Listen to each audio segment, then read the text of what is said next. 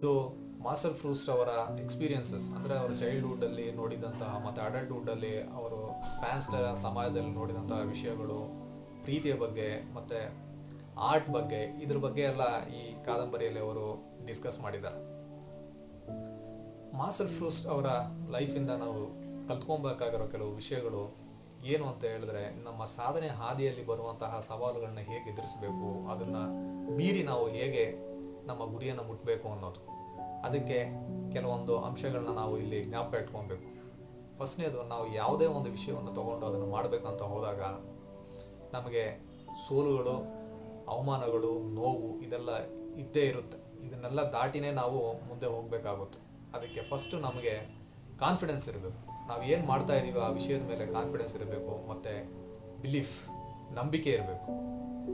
ಯಾಕಂದರೆ ನಾವೇ ಅದನ್ನು ನಂಬದೇ ಇದ್ದರೆ ಬೇರೆಯವ್ರನ್ನ ನಂಬಿಸೋದು ತುಂಬ ಕಷ್ಟ. ಸೊ ನಂಬಿಕೆ